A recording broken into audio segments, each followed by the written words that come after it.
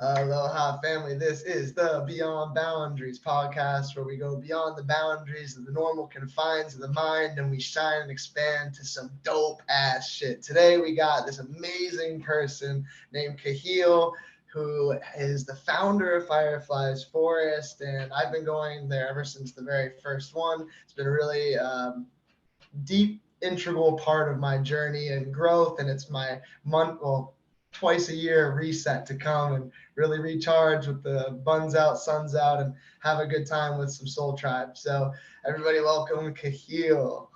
What's up, bro? Thank you, Kashi. Thanks for having me.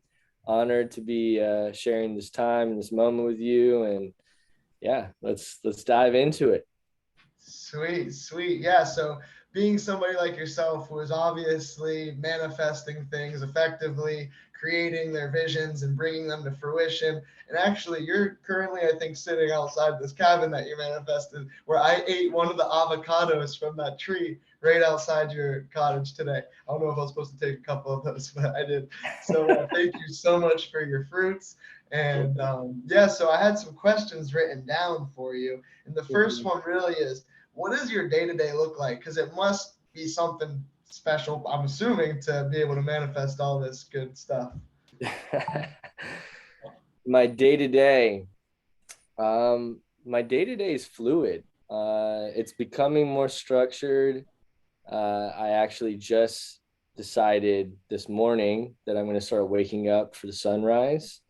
I've been a late sleeper my whole life, really, outside of, after I got out of the matrix school system, I started to hit into my own groove, and it's been working for me. But now that I have manifested all this awesome power and responsibility, I am seeking more organization and more structure in my life, and waking up with the sun and really getting my day started earlier. So, my now day to day is wake up for the sunrise, go to the gym, really clear my mind, do deep stretching is such a huge part of my life at this point. Starting with fruits, and then after I do my workout, I dive into my day, lots of meetings, lots of managing the property. I'm the founder of Fireflies Forest, but I'm also the project manager and creative, co-creative with the owner and founder, Guillermo Fierro. So we dive into a lot of home things on the property, and yeah, working on Beltane now. We do Fireflies 4 months, or every 3 to 4 months, and we just did New Year's, the unveil event, and it was super powerful. Thank you for your support in all that, holding the container. So now we're working on Beltane, and yeah, staying creative. Watch what you wish for, because one day it will come true, and then you'll realize how much more work it takes for those dreams to be real and to maintain the dreams. So prepare for your dreams to be made and the hard work it's going to take to make them and keep them going. Wow. Yeah, that's so funny that you phrased that like that, because the next question that I'll just read it verbatim because it's written and it goes perfectly with what you just said about the maintenance of all of this is, what is the main factor in you manifesting Fireflies Forest and keeping it bussing this whole time, aka maintaining it?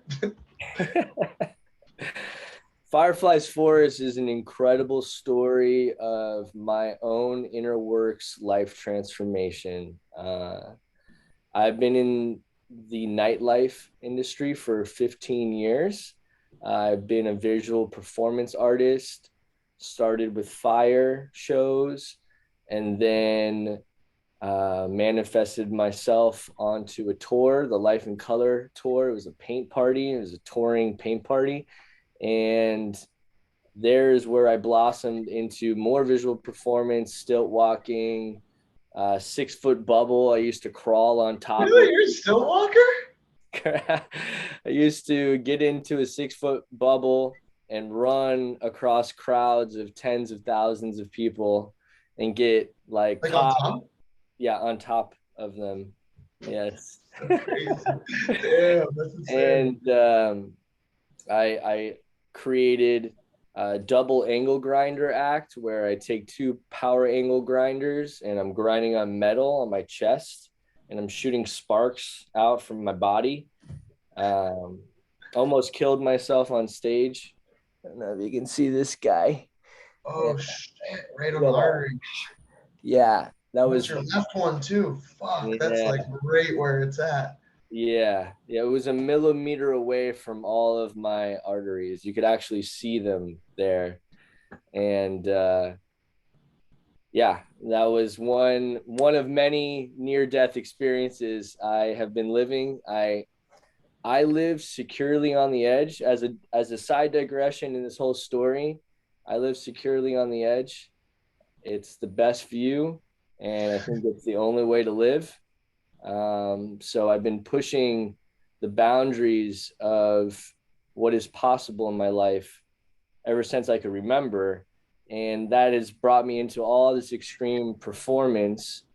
Um, and I've been doing that for 15 years, traveling the world and doing incredible shows and, uh, living what I was my dream in that moment. I was fulfilled for many years.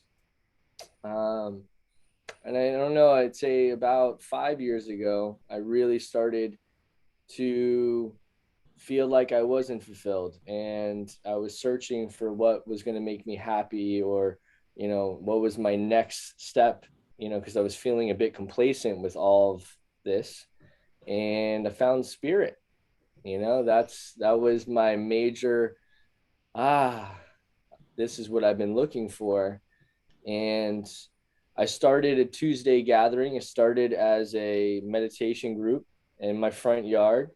Um, and there's so many stories on stories. We could be here for hours, but I'm going to skim through all of it. Um, and so I started this Tuesday gathering in my front yard, and I did it free and for the people for 2 years, while I was living on this land where my landlord disappeared. I manifested my landlord to disappear. Let's go. That's so lit. And then you get the squatters' rights or whatever and own the I house. was trying. I was trying. In a small story, like I was cutting a check to my landlord, and I was like, there's so many properties. There's like so much to manage. Like, is it ever possible for someone just to like forget about their property and like they just like leave it alone, and like the landlord just miraculously disappears and I don't have to cut a check every month. And literally the next month, my landlord disappeared. Whoa. I had I the AC broke, and I went to I told him, hey, the AC's broken. He didn't reach out to me, and I was like, all right, I'm just gonna fix the AC and I'm just gonna take it from the rent next month. And I fixed the AC. Next month came around, didn't hear from him. Okay, I'm not gonna claw to give you this money, And then the next month came, nothing, and I was like, wow, like I think he disappeared. And then as the months went by, I realized he did disappear, and it was like, the house was in foreclosure. I guess he kind of just gave up on it because he had to. There was things that needed to be fixed that he just didn't want to pay for. I don't really know. I still don't know what happened to him, but he just disappeared. And I was like, okay, spirit, you're gifting me this land. I'm going to return the gift by opening up my home on Tuesday and starting this meditation group. And I did it free for the people for 2 years until finally the government took seize of the property, and then it kind of all dissolved. But yeah, I'd be touring the world on the weekends. That's why I did Tuesdays, is because, I would tour during the weekend, and then I'd come home and I'd set up for this Tuesday gathering. And the Tuesday became, started with like 10 people, and then it grew and it grew and it grew and it grew until it was like 150 people in my front yard, and drummers and aerialists, and we always had No, a fire. We always did meditation and yoga, and um, in it your just front blew up yard. on Tuesday, going up on a Tuesday, and that's what really put me into the spiritual transformational space holding. That's where I learned how to hold space for transformation. And even though I'd been performing at these really exotic locations and incredible DJs and all this stuff, the Tuesday was so much more fulfilling than all the other stuff, but it never created money.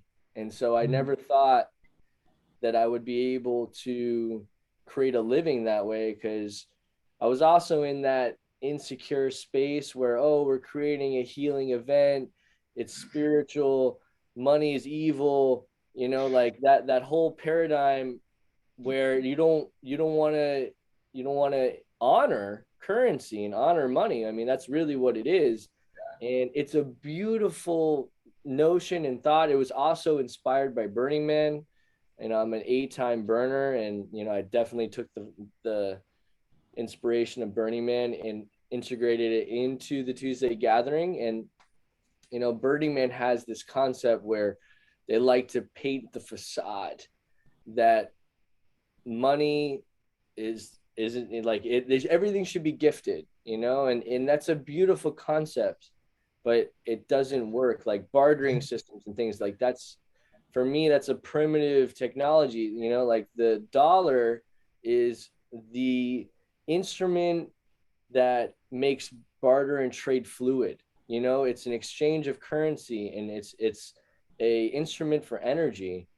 And so the Tuesday kind of dissolved because it was unsustainable. It was a beautiful fantasy world, and it was incredible, and it was a great first step in that kind of direction of creating transformational health and wellness spiritual events. And then, like I said, the house closed and we dissolved. The kind of community started to dissolve, and I went back just into events and chasing the gigs.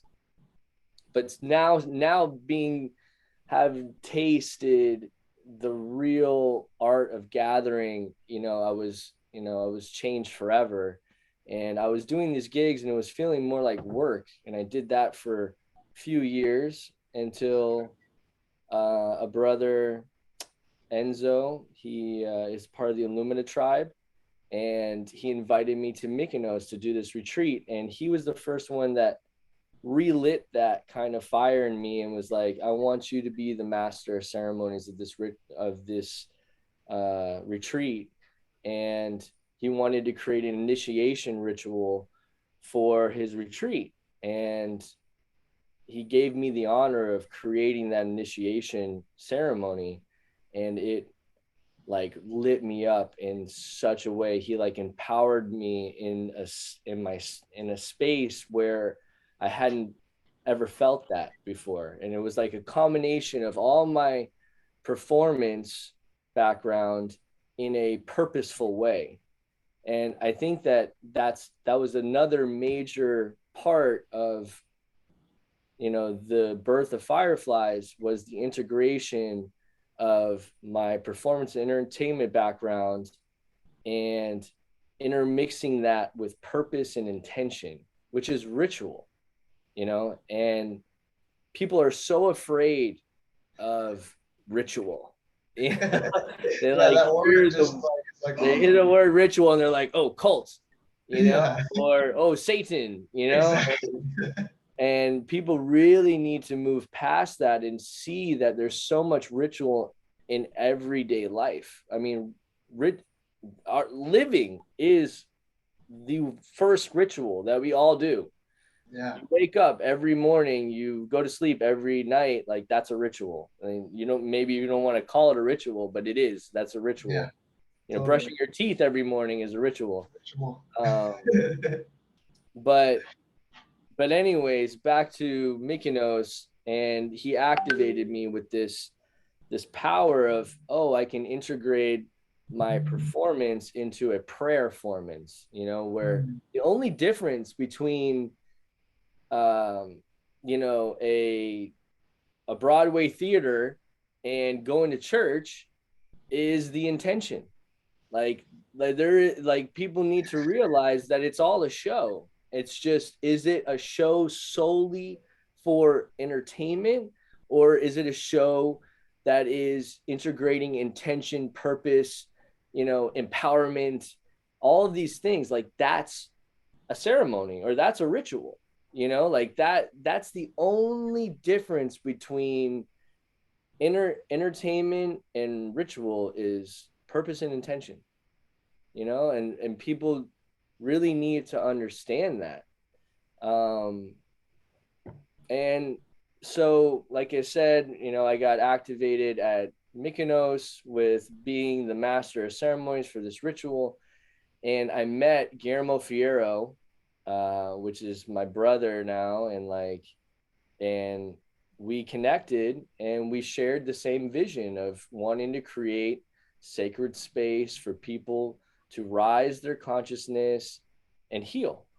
And it took us really connecting a few years, and during that time I'm still doing all of the performances, um, and we're still dreaming up this dream, but I'm not having enough time, because I'm chasing all these gigs, I'm doing all these other shows, to really focus on the space. And then one day I get called from my buddy Sebastian Morks, and he's like, I want to book you to perform in Colombia, to do a chakra dance journey experience. And I was like, oh my God, amazing. Like, this is the first booking where I can I can integrate my performance background with intention and purpose. We can create an activation, in a nightclub. I was so excited about it. Read out all this, the chakra dance journey. I go to Colombia. I'm going through rehearsals, and the nightclub owner comes up to me and says, hey, I just want to let you know this is beautiful, but you can't do this here. And I was like, what do you mean I can't do this here? This is why I'm here. And he's like, I'm sorry. This has just been a miscommunication, but I can't have you slow down the music to speak and talk about the chakras. I need the music to be super high BPM so people are dancing, sweating, and drinking. And he said it so clear to me that it just pulled me all the way up. And I was like, wow, this is what I'm contributing to. This is where I'm pouring my attention, my energy, my purpose, is to support people just getting drunk and wasted. Yeah. And then that night I came to just perform, and it was Colombia, and they were like drinking hardcore from the bottle, snorting cocaine. Like, it was all around me. And the music was super ragey, BPM. And I'm like, oh my God, like, I have to get out of here. I can't be in here anymore. And I went back to the hotel room, and I made a declaration to the universe, and I was like, I don't care if this is the way I've supported my life. It ends today.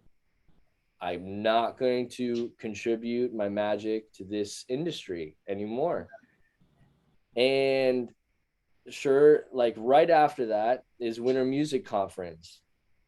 And I'm getting all these gigs, because it's Winter Music Conference. It's like the biggest money making week for all of the industry. You know, people flying in from all over the world to party, and I'm getting all these gigs. And every single time I get a gig now, I have this little voice in my head that's like, "Oh, you're a sellout," you know.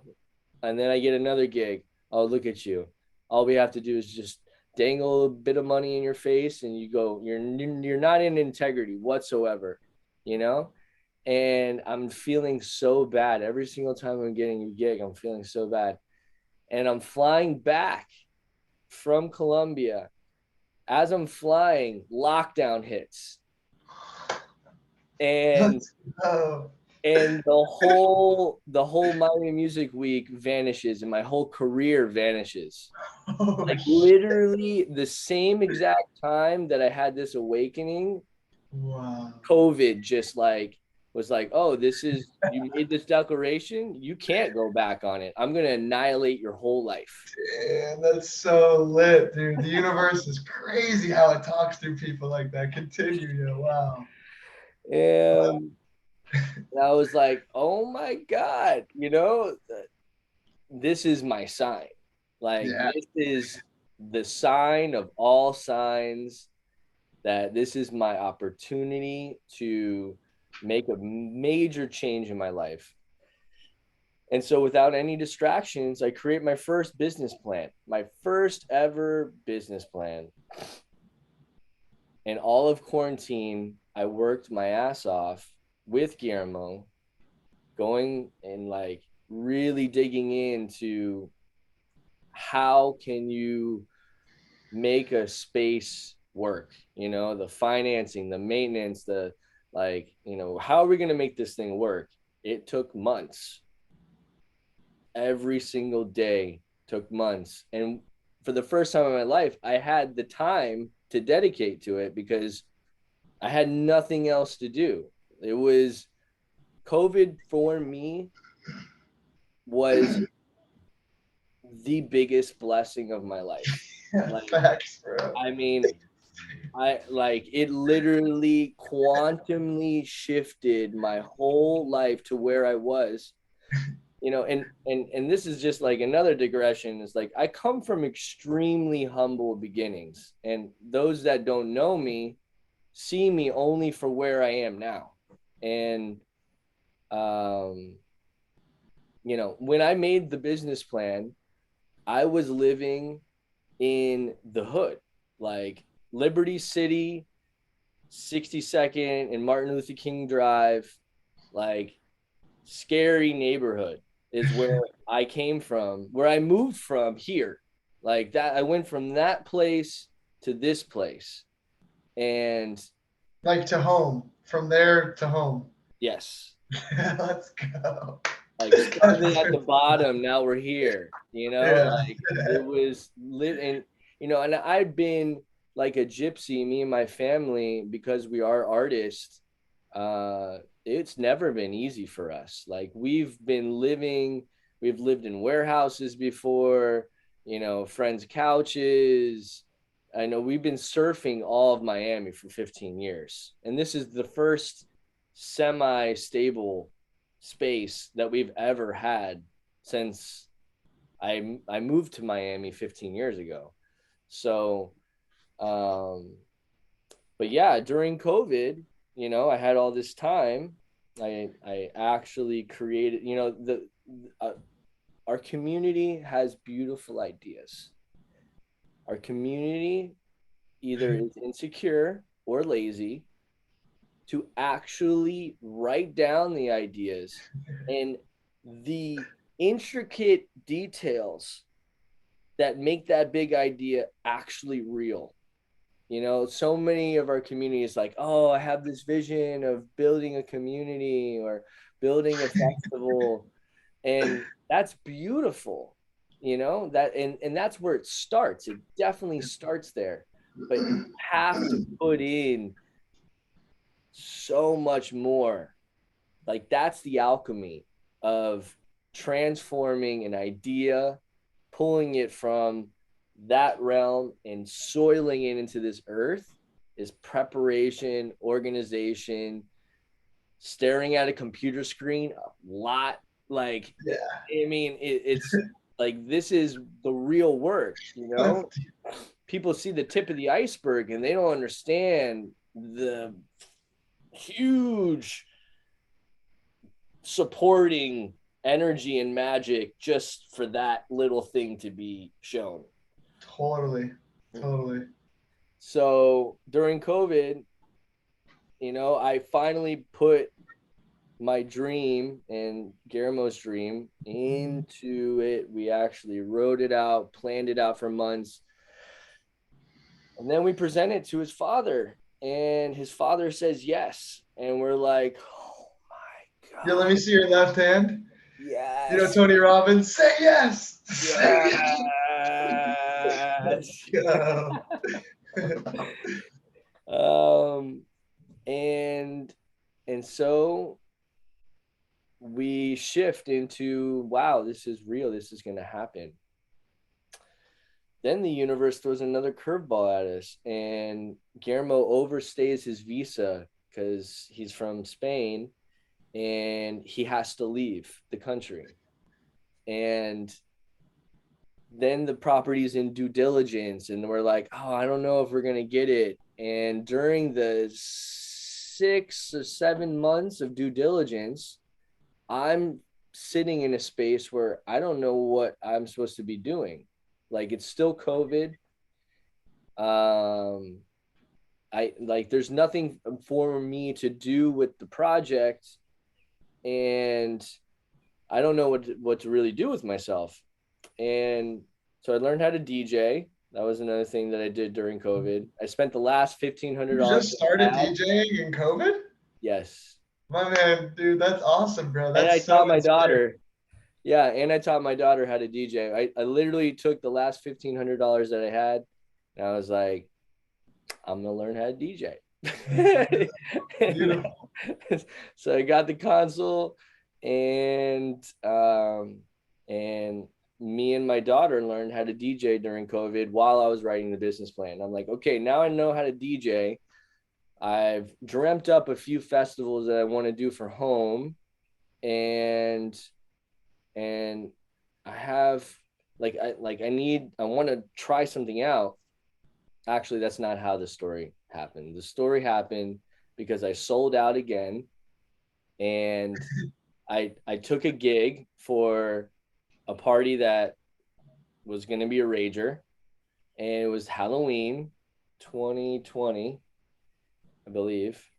And I had this fixation on candles, and I was like, I want to, do a huge like, I'm going to DJ, but there's going to be candles everywhere. I only want candlelight, and I want to do like an ecstatic dance where people dance with candles. And the guy that booked me was like, okay, well, you can try it, like, and then I went there and I realized the crowd and their intentions, and, they're not trying to do anything woo woo, and they're trying to just rage and get messed up. And so the candle thing didn't happen. And then I was feeling really like bad about my decision on doing the gig. And I had all these candles, and it was like November 7th or something like that. And yeah, November 6th or November 7th. And I reached out to Ricky from Inhale Studios, and I was like, Ricky, I have all these candles. I have this idea to do this static dance. I really want to do it for 11:11. Side note, 11:11. Every day at 11:11 a.m. and p.m., I stop wherever I am and I do 3 ohms to manifest whatever it is that I want to create. And so 11:11, 2020 was coming, and I was like, yeah, I want to call it Fireflies and do this candle static dance. I don't care if 10 people show up. I just want to do this thing.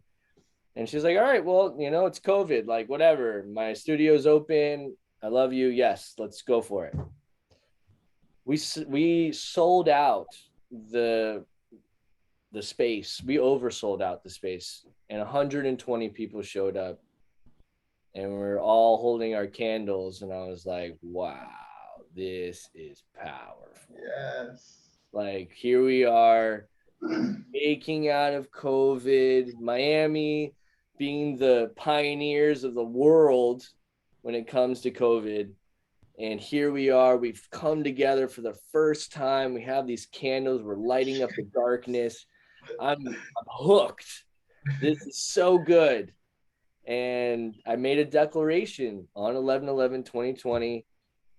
This is the kind of magic that I'm going to be creating for the people, for myself from now on. And I was like, I'm going to do this next month. And I did it. And at that point, it was just a 6-hour experience. It was like a presentation, a meditation, a ecstatic dance, and then sound healing. And we did that for 3 months.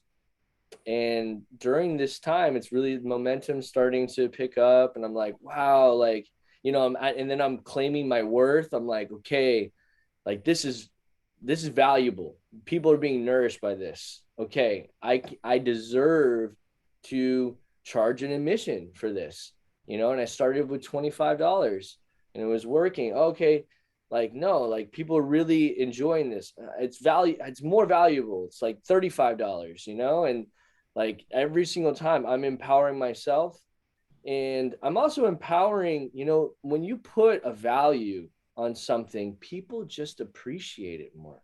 When Totally. I was Every doing the time. thing on Tuesdays and it was free and for the people, it was beautiful. But it was also, you know, people just value it more when they have to put in their own energy in that kind of way.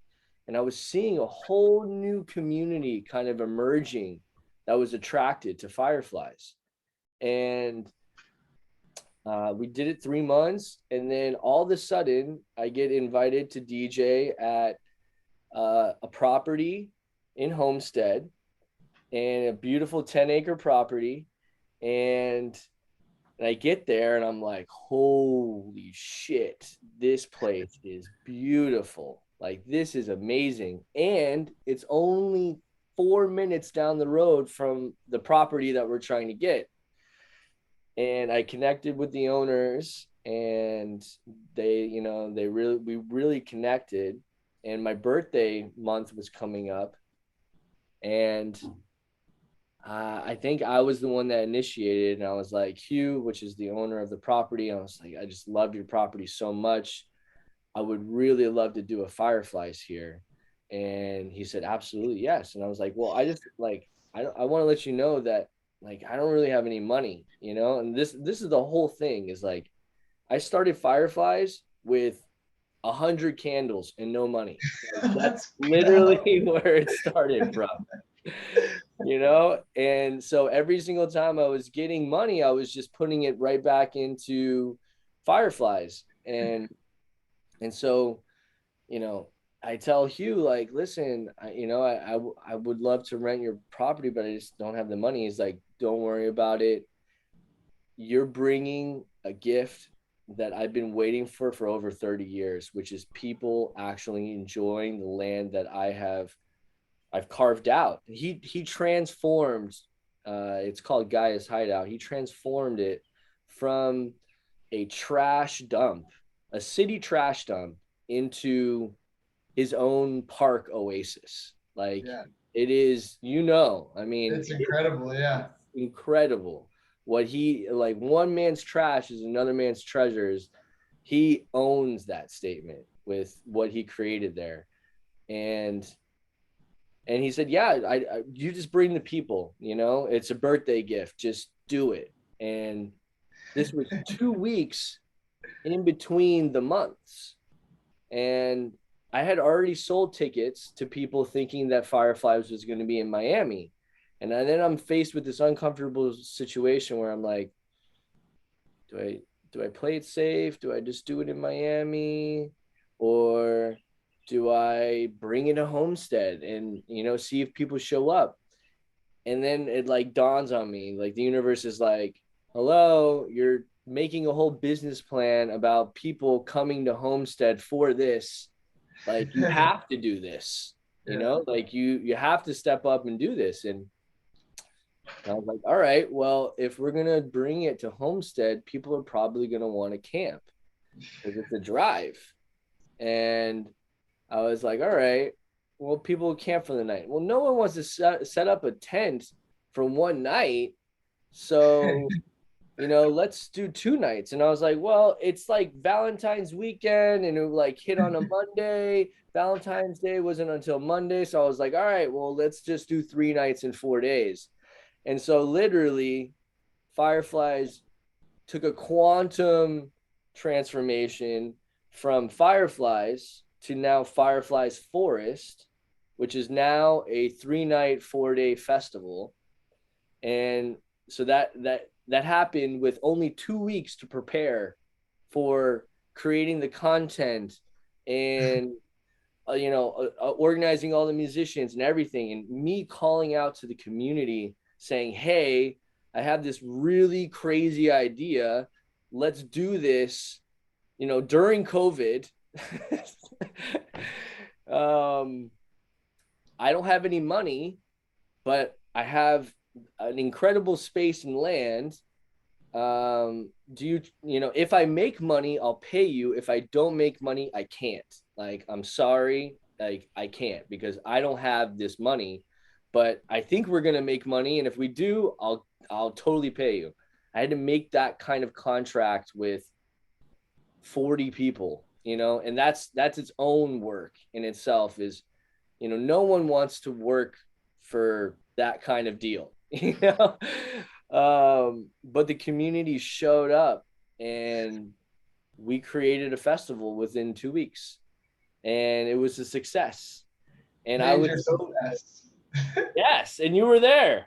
Dude, it was a life-changing. I wouldn't be in this house in Davie, Florida right now if it wasn't for you doing that. Because the people I met there, the connections, everything just has now led me to live nearby you guys. And yeah, it's insane what that initiated in my life. And just for some perspective for everybody, like I had no idea it was 2 weeks, bro. Like this was like you would have imagined that this was like a miniature e-forest. Like people know what the fuck they're doing. Like this is like a hometown e-forest. That was insane, bro. Oh man, yeah, and I weaved a 12-foot heart that was floating on the deck.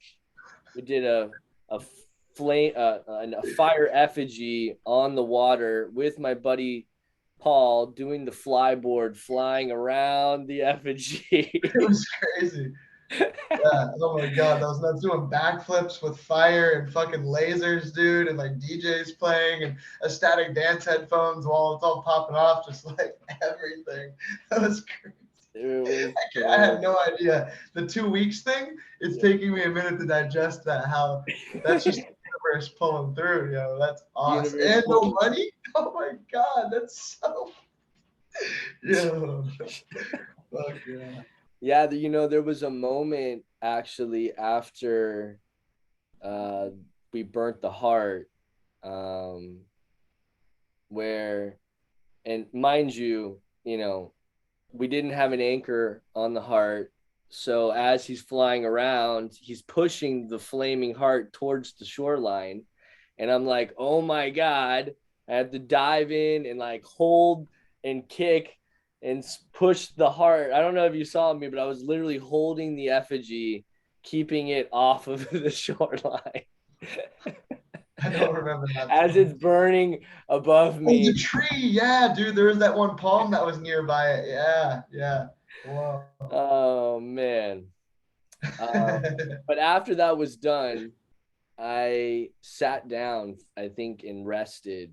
That was the moment where I was like, holy shit, okay, the meat of it is done. And I sat down. And the moment I sat down, I like started hallucinating, like tripping super hard. And I thought someone had put acid in a drink, or I don't even know what. I really started like panicking, and it was also a mix of like the amount of gratitude and praise and blessing that I was receiving from everyone, it was like the most amount of gratitude I've ever experienced as a person.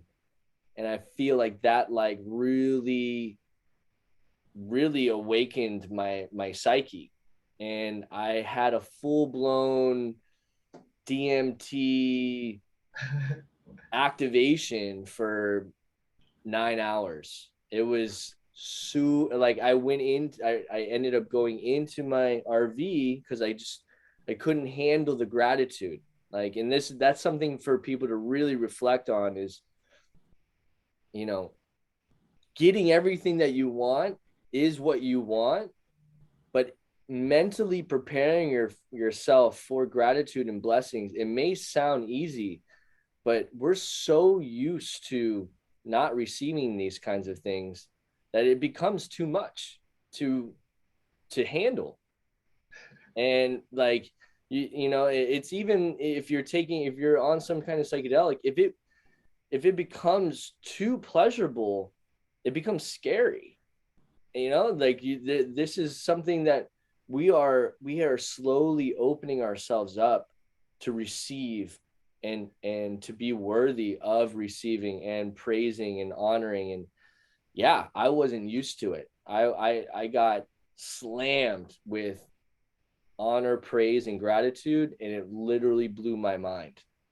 And it's a beautiful story to share, and it's something that I wish for everyone to experience in your life because it is so transformative. But it was also scary, and I literally had to retreat into my RV and go on this whole psychedelic journey of like awakening and purpose. And And this is with no substances. This just no somehow. substances whatsoever. Oh wow. Okay. Yeah, It you just was got touched by it. like blown away by it. Whoa.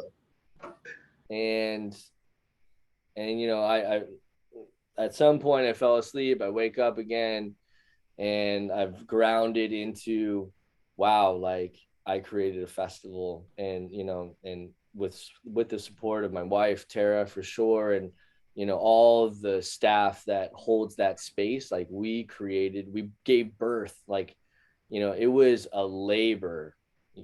The logistics behind transforming an event that's supposed to be 6 hours to 3 nights and 4 days was probably one of the hardest, if not the hardest things I've ever taken on in my life. And I was addicted to it. And I was like, you know what? We did it. Let's go for next month. And Yeah. then we were doing Oh yeah, it was like monthly there it at the was beginning, right? monthly. That was, yeah. We were like, all right, let's do it. And I think that we did it monthly for about 3 or 4 months. Yeah. And so while we're doing these festivals, we're in the diligence of closing on the property. And there comes a moment where Guillermo calls me and he's like, brother, KAHEAL, like this is the moment where like we're gonna put the money in to buy the property. And he was in another country, and he didn't know when he was getting back in the country because he overstayed his visa. And so, he was starting to feel a little doubt, like, I don't know, like, should we really do this? This is a lot of money for us to put into this. And in that moment, through all of these initiations with fireflies, I finally really came into a morsel of my power. And I was like, brother, look what I've created with no money, with just support of the community. Like this fireflies thing is blowing up. And now we can take all of this and we can apply it to home. And for the first time in my life, I feel worthy of being able to activate home Wait, because wait. Home was purchased after the fact of fireflies? For fireflies? wasn't purchased for fireflies. It Oh, was but like kind of. fireflies was the case study to prove to myself mostly that I am capable of taking on home. And I believe with Guillermo truly feeling my worthiness and seeing my work, which translated into Fireflies, that he was inspired enough to say yes to And to buy home. buying home. Let's go, dude. I wish. Is there any way you could like? I mean, it wouldn't do it any justice. Like if you switched your camera that way, it's fucking insane that property. It's like, oh I mean, god, this is my little oasis right here. This is my. you just gotta come to Fireflies to kind of see what this dude's talking about. But oh my god, I had no idea that that was purchased on the spot, like that. Yeah, yeah, and then after Beltane at Guy's Hideout, uh, we closed on the property, and I moved in here. And then, it's like growing pains, brother. Moving from the hood to here was serious culture shock, serious worthy shock. Um, I learned a ton last year. I still stepping into more worthiness of I deserve this. You know, and the only way that I have created worthiness is by work and effort and going through the pains. Like everyone that comes here is like, wow, you live here, you must be relaxed. And that's the farthest from the truth. Oh wow. As a space holder, it's the same thing with Fireflies. Like we create the container for people to relax. I also like to use it, like the analogy that I like to use is, you know, who who's doing the back end operations of heaven, you know? Like, Yeah. and what does their day-to-day look like? Making sure that heaven is heavenly, like it takes work. Yeah. It all takes work. Heaven takes work. Like, people like to, I think that people like to think that that heaven is easy. And in my own teachings, the one thing that I really took away from Firefly's New Year's was I always manifest ease and grace. And then I always get disappointed by the hardships that are constantly happening in my face. And what I've come to realize is being good is hard, and being things that are easy are bad. Like maybe that's extreme, but I in like that it. concept, it's like me going to the gym. Like if I lift light weight, that's easy, but I don't grow. I don't get stronger unless I take on more resistance and push through that shit. And so my New Year's resolution is really to accept all the hard gifts that I get in my life, because the harder it is, the more I prevail, the stronger I'll be. And that's what's brought me to this place. Nothing easy brought me here. A bunch of absolute hard miracle missions have brought me to this place here now. And I like last year was such an initiation year. Like the plan was, me being more of just a creative at home. And then Guillermo still couldn't get in the country, and the rest of the team wasn't in the country, and it kind of just all pointed to me to really make this work. I mean, Guillermo does his best to support from a distance, but boots on the ground operations, making things happen, really fell on me, and it was like a huge weight. I didn't have gray hair until I moved onto this property. And they just like started to come, you know? Oh, And yeah, you know, I've been sad, I've been depressed, I've been exhausted, and feeling defeated many days while being here. And only really now, since New Year's, I really have like lifted that off of me and grew up. You know, like that's what this is called for. Like me living in the hood, doing gigs and playing, like that was creative kiddie life. And then I came here and it was like quantum grow up life. Like grow up, you know, like you went from hardly being able to pay rent to now a massive monthly maintenance bill. Like figure this shit out now, you know? And I'm happy to say that we've kind of now we've really created a settled foundation, and I've grew roots in this new magical land, and the roots have been painful.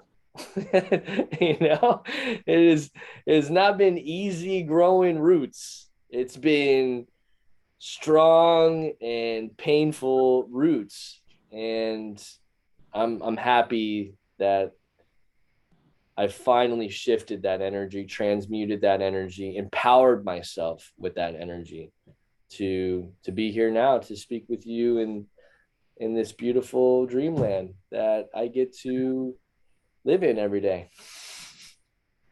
yeah. Yeah, it goes back to what you were saying that anything that is worthwhile is hard as fuck. Don't quote me. You said something a little different. Anything that's easy is Pretty much. bad. You're like, and I agree because anything that's too easy, it goes back to the story I told like 3 times in the last couple of days. In the book, The $100 Million Offer from Alex Ramosi, he does this comparison between purchasing Xanax from a doctor, what an easy sell that is, and then selling meditation. And here's the immediate, easy, bad, but there's the shit that's super hard, but it'll pay off. It's worth it in the end. So Mm-hmm. yeah, it's really cool to see what you flowered and blossomed in. And so, you're the creative there, as in you get other people to use the space for whatever they want to do as well, other than fireflies. Yeah, yeah, Oh, we do Airbnb, vacation rentals. We do weddings, um, and retreats. We have a retreat that's happening this weekend. what Uh, kind of retreat? what's that? What kind of retreats this weekend? Um, there it. I don't know if I should say. I mean, I, just to make it clear, like this like whole plant yeah, medicine. this whole podcast is based on bufo and breath. So Right. yeah, cool, Yeah, I think that this is MDMA um, and psilocybin. beautiful. That's super cool. Mm-hmm. Nice, nice. Yeah, Yeah, and did you want to get to that other funny conversation that we're gonna have? sure. Okay, yeah. So I want to preface this with I've found throughout time, and I've seen it in my own self with other people who are very, very look upworthyable, and how the jealousy and the envy can Mm, predominate and be the thing that's driving your cognitive function when you observe a person. So there's been some super silly funny stories that have came up about you that I mean, honestly, bro, it's been numerous times in this last 2 years where somebody said some far out shit about you. And I'm just like, I mean, I know that I'm not in your immediate surroundings. You seem like a pretty cool guy that's just doing his thing. And of course, correlating that when people are really doing their thing to people being jealous. That's another thing that's came up a lot. So I've heard that you're like a human trafficker, that you're a ketamine cocaine kingpin who date rapes women and like all sorts of fucking stuff that I totally like. Every time I've heard it, like, okay, where did you hear that from? And then they're like, oh, bro, well, it's like froze. And I'm like, oh man, like, okay, well, I wonder where that's coming from in your heart then, or your head, saying Well, shit like this. So, and the other thing, other than the more dark things like, oh, human trafficking, whatever, then the rituals that we do. And I just want to preface the rituals. It's like, yo, people, can't you see that? Like you said earlier, orchestra is a performance, and then whatever we're doing is a performance. So if an Indian person goes and does their puja, does whatever their fucking tradition is, that's satanic, or just because that's not what we're used to, we're doing these other pagan rituals that are just they're just some other culture's demonstration of devotion and connection to the infinite. So it's funny to fucking see how people respond to that. But so what are your thoughts on all that, KAHEAL? ah, um, yeah, as you said, I can see. How do I start? It's such a lengthy conversation. Um, I can see how I have become someone that if you don't know me and you heard from someone that is jealous or envious, because none of those claims have any weight whatsoever, because none of them are true. Um, but I can see how if they paint that picture, that you could think that I'm a part of the Illuminati. I mean, like I guess it makes sense because I live on this multi-million dollar estate and we do, rituals. So maybe that correlates. Nah, bro, people are just eating too much acid and hating. That's my opinion, but I do want to make it clear that my visual performance company that I created was called the Illuminatians. So me and many other people discovered the Illuminati, and I, we, I think, well, I'm gonna just say it from my own perspective. I think that it's a shared perspective, but there's something entertaining about the Illuminati and disgusting about the Illuminati. And as a performance artist, I am uh, I am allured by the art of ritual. And one of my favorite ritual movie performances is Eyes Wide Shut. I don't know if you've ever seen Eyes Wide Shut, but they go to this huge mega mansion and they have it's a masquerade and they all have cloaks and they're doing this beautiful initiation where in the end, like, I get it, the women are sex trafficked, for the purpose of the movie, and it turns into a huge orgy. And you know I get that that's wrong. I get that that's wrong, but I also, as an artist, respect the art of the ritual and the performance. It's beautiful, it's gorgeous, it's sacred, and it's sexy, and it's alluring, it's mysterious, and it's the whole reason why they do that kind of aspect of it. And so I will admit that I was allured by the the luxury and the art of the ritual, and that ritual in itself, like the Eyes Wide Shut ritual, is definitely a fantasy ritual that I have. Like, and if that makes it wrong, if that makes me evil, then I guess I'm evil, But ultimately, I'm inspired by those kinds of rituals. I love masquerades. I love cloaks. I was a part of a fraternity. One of my favorite parts of the fraternity was the ritual aspect of initiation, where they're all dressed in cloaks and there's books and there's Greek words and like it's fun. It's fun. And I think that that's a major reason why the Illuminati play with these kinds of things, because it is fun. It's fun to wear masks. Many other cultures and people wear masks. It's not like they invented the masquerade. They just use that element, a part of their things that they do.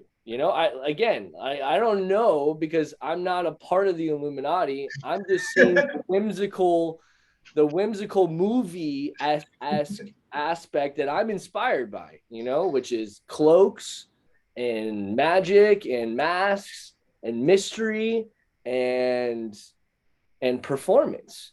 And so I definitely integrate these inspirations into the initiations and the rituals that we do, but I do it with my own purpose.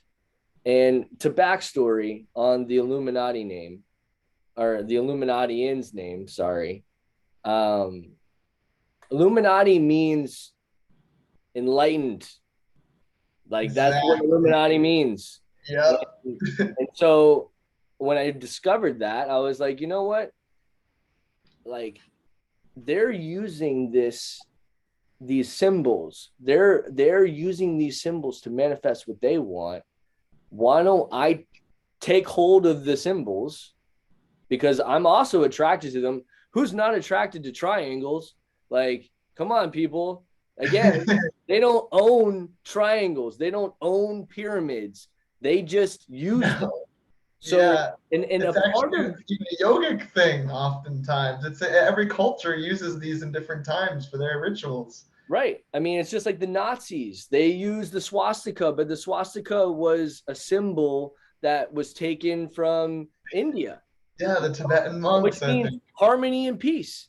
Yeah. You know? So for a major part of my inspiration was like, okay, they use these symbols. How can I take these symbols and use them in my own life for good things? It's all about magic is all about intention, attention, intention. What are you infuse your belief? What are you infusing into those symbols? What are you using them for? It's just a symbol. It's a tool. It's a tool for you to activate however you want. And so the idea of the Illuminati in was I am becoming an enlightened being, the Illuminati portion, and Adian is like I'm an explorer, like an astronaut. Like that's an explorer of space. The Illuminati in is the explorer of enlightenment. Is pretty much why I created that name. And so, I can see the correlation of, oh, Illuminati and Illuminati, and he must be a part of the Illuminati. But I'm not. Sorry And to you're not a 33-degree Mason.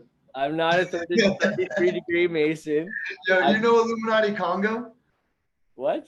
You know Illuminati Congo? He's my favorite rapper. I think I've heard of him. I think I've He's heard. amazing. And he has this one song. It's called Eye in the Triangle, where he says, in plain sight, they ain't hiding it. Illuminati's enlightenment. Stop trying to sell your soul. Ain't nobody buying it. So he just takes all these occult symbols I love and that. puts it on the table like, yo, guys, Baphomet, all this shit. It's not the devil. This is just stories you're making in your head about the one substance of electricity, of God, of love, what is. And we're here making stories and shit. So yeah, I love it, man. That's it. That's it. Um, and I want to be on the record also that I'm an Aquarius, and from my Aquarian nature, I'm a rebel, and I'm a rebel to many things. And I believe I believe that Lucifer is misunderstood. Um, I don't know if he is. I'm gonna say that too because I don't speak to Lucifer. I don't have a relationship with Lucifer. Like that we don't have a thing, but I have an idea around Lucifer. Disclaimer, total idea is that Lucifer, um again, like even the idea of Lucifer, let's just wipe that away, right? Like when you say Lucifer, you say I believe in some part of the Bible, right? And or the devil, that whatever, Satan. Then you're like, and it's really hypocritical for spiritual community that doesn't believe in the Bible to be all afraid of Lucifer or Satan. It's like Totally, like yeah. why are you giving a fuck about We're Lucifer? all one, right? Isn't so? Then what the fuck is Lucifer? And that's the premise. But let's just say that the Bible has some idea what the fuck they're talking about, which who really knows, right? But let's just put the Bible into the equation for a moment. And so we have God, and God is the all-powerful, all-knowing, everything God, right? So somehow God got it wrong about Lucifer. How Right. did that fucking happen? Yeah. Totally. So, like, God made a mistake by making Lucifer rebel against him. Like, are we not giving enough power to the almighty and powerful God here by Ooh, saying that hell. he's making a mistake? Yeah. And so there, I already feel like it's invalid, right? And then what like the idea of Satan is a word that was created by Christianity that means anything outside of Christianity. Yeah. So we have a religion that literally crucified, created genocide, the mark of the beast that you're talking about was running the world, killing people in the name of the God, and anything that wasn't what they believed, they either killed you or called you Satan, burned you at the stake. And so it's the same idea. And the reason why government and Christianity go hand in hand is because they're holding hands in the oppression that they're bringing to the people, saying we are the omnipower. What we say goes, and do not rebel against us. If you rebel against us, you are Satan. You are the devil. If you try to create change, you are Satan. You are the devil. You're like, that's what it is. And so I am. And if that makes me the fucking devil, that I'm creating change on the planet, if that makes me a Satanist because I don't believe the book that you're killing people for, then I guess I'm fucking Satan. Like I'll just own this shit already, Yeah. Like I Um, don't know what else to, the word pagan. The word pagan derives, again, pagan and Satan really are the same thing. So I get it. Those people that are still Bible belting pretty much look at the word pagan and they say, oh, then he must be Satan because he's doing pagan rituals. Pagan was a derogatory word, like nigger was the same correlation to your religious belief. So if you didn't believe Christianity, or if you weren't Muslim or you weren't Jewish, because those are the three monopolies that were running and oppressing our planet, then you were called a pagan. and I didn't know that was a derogatory term. So that's where that rooted from. Yes. Okay. Yes, pagan was the same level as Negro to nigger. Like it's like that same correlation, that same energy, until just like the black community owned the word nigger. Yeah. And they like totally like run it and like what up nigga, like they just own that. Unless the Jews did that, like Right, Kanye right. was saying, but Right, exactly. I I had feel to take I'm just using this word only for this presence. I never use that word. I get it. Okay.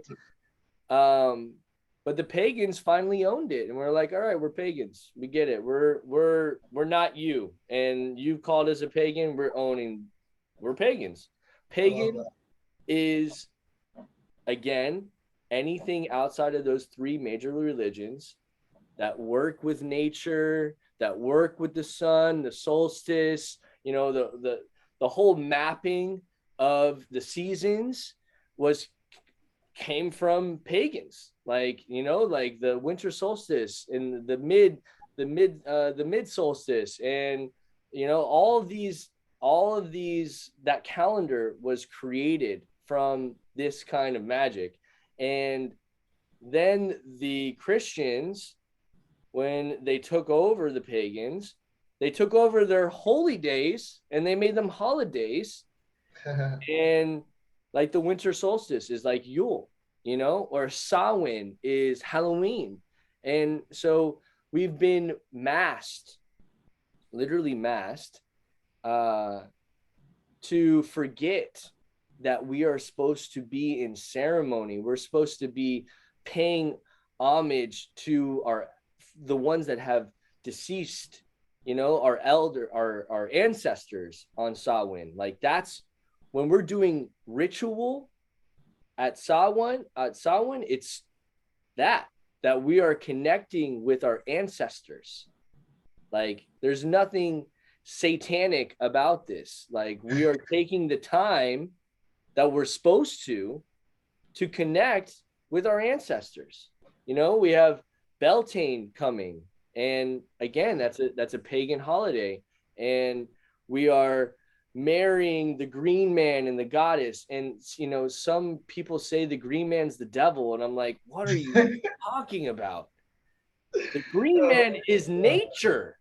Like, dude, what do you mean? I just want to make it clear real quick for anybody What? who's like watching this right now. I'm assuming you've probably got some form of knowing, because I've talked about this plenty on the podcast in the previous episode. So it is so clear to me. And whenever somebody says something else other than this, it's just a little confusing. I have to like go back and try to empathize with where I was, but I don't know, maybe it comes with a lot of tears of God touching you and meditation and devotional practices. Then somehow something removes from you that God is somehow connected to the devil, and the devil is this dude who's out there. And I'll say this real quick thing.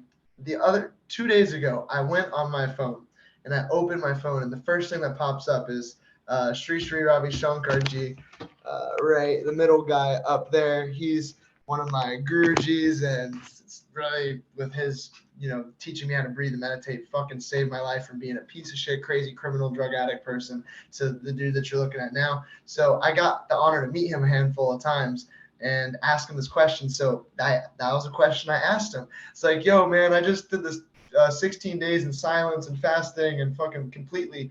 I thought I saw the devil, bro. I was seeing all this stuff, and I was like, it was fucked up, and I was hallucinating. It was scary. It's like, should I be afraid of the devil? And he said this really, really great thing. I won't pull it up right now, but you can look at my Instagram or whatever. But he basically said, my dear, when you look at the sun, what do you see? He waits, and he's like, okay, I see light. Okay, when you turn around and you look at the ground, what do you see? Oh, a shadow. He's like, but there is no entity there. There's just this concept of there is darkness and then there is light. What do you see when you close your eyes? He's like, the infinite womb space, the darkness where anything can happen. And when you open your eyes, what do you see? So he's like, evil is not an entity. It's not a Satan. He's like, it is just the absence of light. And that really like hit me hard. I had that whole body like bzzz, like, oh my God, I know now, and I have all of these fears and ideas and constructs in my fucking mind just like melted off. Like I'm free from this abuse that I've been giving to myself, that somehow the fucking devil is gonna come fuck me and I'm gonna burn. Like, whew. So what a relief to not have that stupid shit haunting me anymore. For sure. Yeah. It's a deep program, and Yeah. you know, I want to reflect on that. You know, I for those that are watching, like, I don't want to come from a space of like uh feeling like I know everything, you know, because I don't know anything. I really don't know anything. Everything is an intuition, a concept, some kind of logic that I've created within my mind. Like, um, I don't know. But I do feel that um, I don't know where I was going to go with this. I don't want people to think, you know, that we're laughing about these concepts and like, oh, they don't understand me, they don't get it. Like, you know, I get it. I was there. I like Yeah. you were there. Like, I believed in the devil Big because time. I was told since birth that the devil exists, Yep. and it took a lot of work to work through that feeling. Um, and you know, I'm sorry that somehow I've turned into a projection for some, that I may be associated with this being that, again, I think is the devil is just a scapegoat for people to behave poorly. You Yeah. know, that's really what like for me, you know, and he's a goat, which makes a lot of sense. But when you make a poor decision, don't blame it on the devil. That was Yeah. you. You know, like, I think that, oh, this the devil made me do it, or I committed another sin, the devil's in my mind, you know, and it's like, no, like, it's time to grow up, own that you are making those decisions, that no one else is making those decisions except yourself. And yeah, you know, like, and to the point of, you know, when you close your eyes, all you see is the darkness. Yeah, darkness makes us uncomfortable. Mystery makes us uncomfortable. And, you know, unless you get to know me, then you're going to have a mystery about who I am. And your subconscious primitive mind will cast all the fear juju out there to protect yourself from any kind of mystery, because that's the way our human bodies were designed. You know, Stay in the cave. that's how we interact, and it's about us stepping into mystery, being excited about mystery, and empowering ourselves in the dark mystery, and not manifesting our fears. You know, when you close your eyes, it is limitless potential of which you can create. If you're afraid of limitless potential, then you will project fear, and it may come in the image of the devil.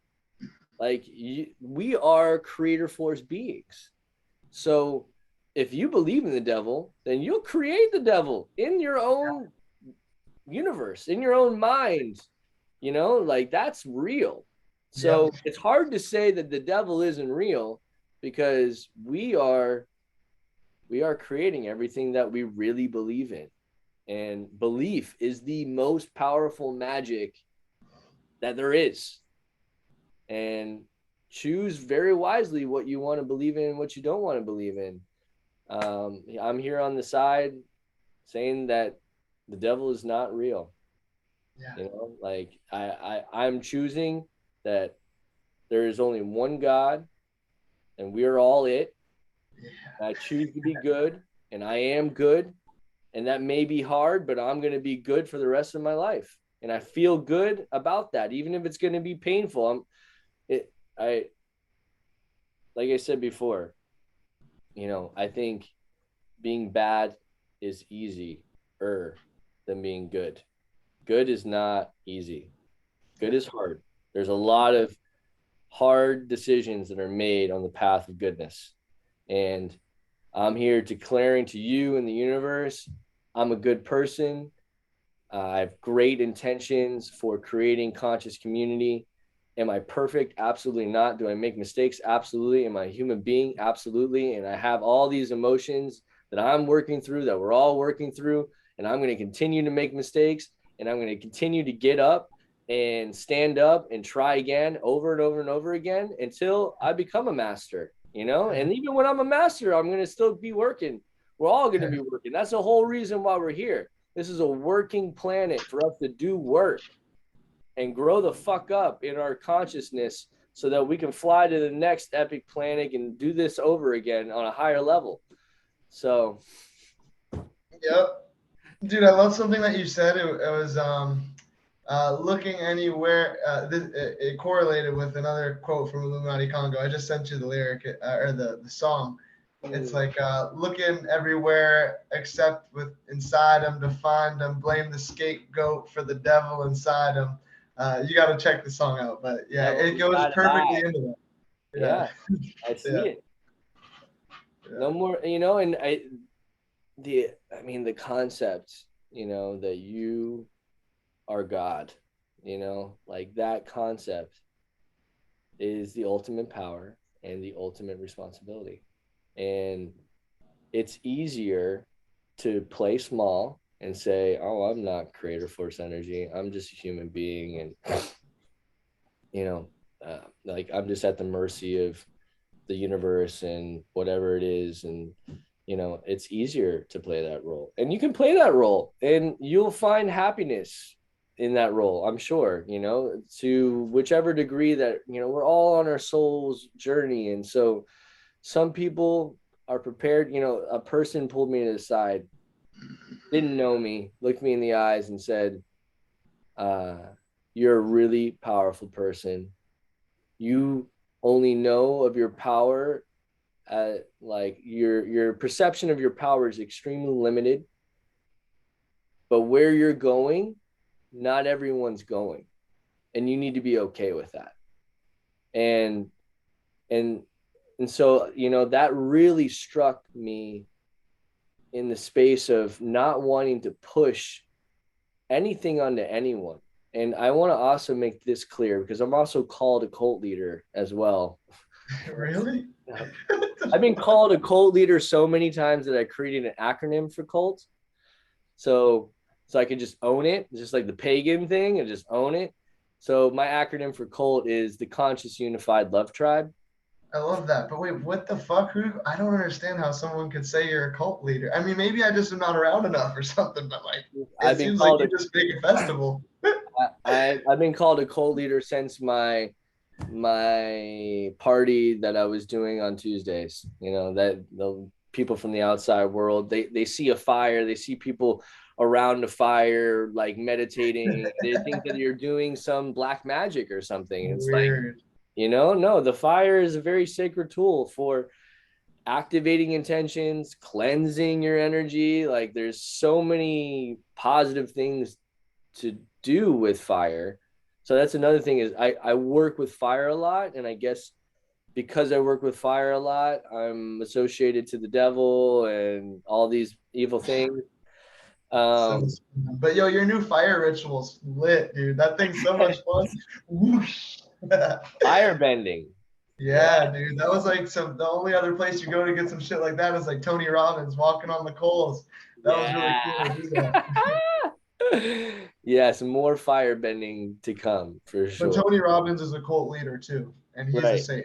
Right, exactly. Yeah. But I want to make it clear that listen, cult, everyone's a part of a cult. Cult is culture. So if you're a part of any culture, then you're a part of a cult. So just realize it already. Like, and there's nothing wrong with cults. Again, cult is another word that was thrown as a derogatory term, just like pagan, that was anything against Christianity, the Jewish religion, or the Muslim religion. Like, if it wasn't those three, which they were always at war with each other anyways, killing each other, those three were just totally going at it for the number one spot, like that, like anybody that's killing anyone in the name of God, for me, again, for me, That's Satan. I mean, you gotta look at it and say, like, you're doing this because God wants us to do this? Like, oh, like you're doing this because some government agenda is trying to seize a land, and like there, that's the religion and government are so intertwined with each other that it's, for me, it's really hard. If there is any aspects of these religions that are true, which I do believe that there are aspects that are true, they've been manipulated so hardcore for the agenda of the government that it's hard to have any faith in them, But um, back to cult leader, um, you know, in most cases, a cult leader is one that is asking to be worshipped, is asking, to be a part of this cult. You need to follow my path. You need to follow my way. I'm the way and the only way. And if it's not my way, then you're going to burn in hell, or you're going to do all these horrible things. I'm not that at all. I don't ask anyone to worship me. I'm not the way and the only way whatsoever. I don't even have a way. I'm just making my own way. And that's what I activate in others. When you come to Fireflies Force, or when you come to a home event, it's all self-empowerment, just like Tony Robbins. It's me creating some kind of container for you to empower yourself. So that you follow your own dreams and what it is that you want. That's the truth. That's the only thing that we're doing here. All the rituals, all the ceremonies, they're all based on self-empowerment. And it has nothing to do with attaching yourself to me whatsoever. I am solely just a guide for you to tap into you, to light the fire within. That is our core mantra in Fireflies Force, is we create containers to light your core fire within yourself, so that you can go out and shine in any way that it is that you desire to. There's no, you come to fire, you have to come to Fireflies Forest and only Fireflies Forest for the rest of your life, and you can't go to any other festivals because they're evil, and we don't preach any of that. So I just really want to make that clear for anyone that's never gone to a Fireflies Forest, that we create containers for you, and we're really, in essence, worshiping your own self-empowerment. And I will, at any moment's notice, bow down to anybody that wants me to bow down to them, because everyone's a fucking king, and everyone's a queen, and everyone deserves to be worshipped. We're all on this fucking kingdom planet flying through space. Let's be real. We are creator force energy, manifested into a human body. We are noble beings. No matter if you're a garbage man or the president, it doesn't fucking matter. You're wearing a costume concealing your godly self, and that's it. Yeah. So, totally. Yeah. Oh man, yeah, dude, that was good. Thank you so much for sharing all that.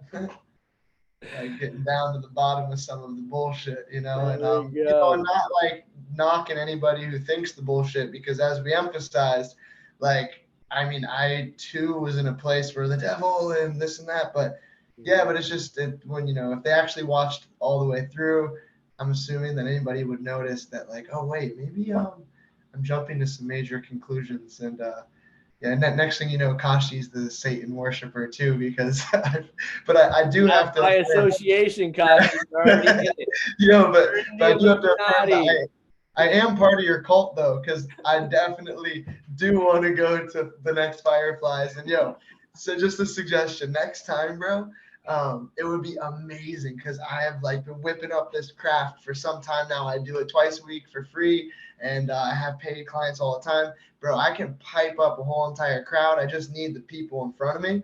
And I go through this crazy breathing hypnosis, shaking, dancing, breathing, squeezing, screaming. It's awesome. So maybe consider next time having your boy on the Lagoon stage, getting everybody turned up. We're getting wild. All right. Yeah. Let me know. I'm all about it. Amazing. So how do we close these usually? Okay. Everybody take a deep breath in. 3, 2, clap. And then send out them some love.